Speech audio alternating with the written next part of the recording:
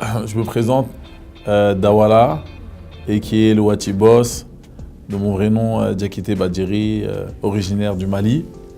Donc je suis le producteur du label Watibé.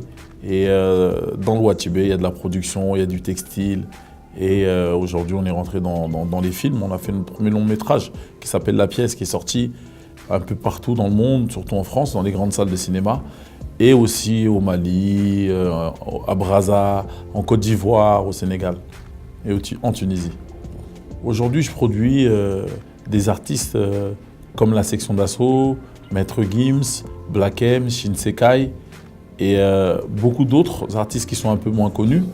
Mon premier artiste à moi, c'était Dry de Intouchable, qui faisait partie de la Mafia Quinfri. Donc on a commencé avec des premières compiles, ça s'appelait Pur Son Ghetto.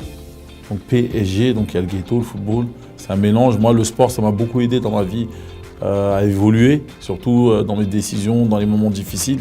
Parce que il y a dans la musique et dans le sport où il n'y a pas de limite en fait, où tu peux dépasser les limites, même si tu ne parles pas français. Parce que moi, je suis arrivé en France à l'âge de 11 ans, je ne parlais pas français, je n'avais jamais vu de blond de ma vie, je me cachais derrière les voitures. Et bon, il n'y a que le football qui est arrivé à me donner la force de pouvoir communiquer avec les autres. Et c'est vrai que moi, j'ai mon dialecte qui est en soninké. Et nous, on dit Awara, Awara, Awara. Et comme moi, en fait, je m'appelle Dadja, on me disait Dawara, en fait. C'est pour ça d'où vient mon nom Dawara, en fait. J'ai eu la chance d'avoir ce trophée. C'est un honneur pour moi. C'est que, comme disaient les anciens, c'est le travail qui paye. Je pense que c'est tout le travail que j'ai fourni, que ce soit ici en France, en Europe, qu'en Afrique. Je pense que c'est une récompense du travail que j'ai fait. Pour moi, c'est un honneur, c'est une récompense. Et surtout quand ça vient des parents, on va dire, des gens qui ont l'habitude de donner et qui t'offrent ce trophée-là, bah, ça fait chaud au cœur, ça te donne envie encore de donner plus. Ça te donne envie de faire. Pour moi, c'est plus qu'un geste, quoi. Aujourd'hui, c'est 20 ans de travail. C'est vrai que je n'ai pas l'habitude de parler devant la télé. Je suis plutôt quelqu'un qui est sur le terrain, qui fait des choses sur le terrain. Aujourd'hui, c'est vrai qu'avant de monter, je regardais à droite, à gauche, je regardais les gens qui étaient sur scène, ces gens qui faisaient les radios, qu'on écoute, qu'on a l'habitude d'écouter à la radio ou regarder à la télé. J'ai dit ce que je pensais. Et comme j'ai dit, c'est une fierté, je suis content devant tout ce monde. Il y avait des Samuel Eto'o, il y avait des Magic System, il y avait M. Koulibaly qui organise le France-Afrique à Bamako. Donc c'est des gens, pour moi, c'est des modèles. Voilà. Mais en tout cas, j'étais content d'être dans cette soirée-là, d'avoir reçu ce prix-là et de faire partie d'un projet aujourd'hui qui est important pour l'Afrique. Et ce combat-là, moi, je le faisais déjà, mais là, c'est à plus grande échelle. Donc, pour moi, c'est magnifique. C'est la première fois que moi, je viens ici.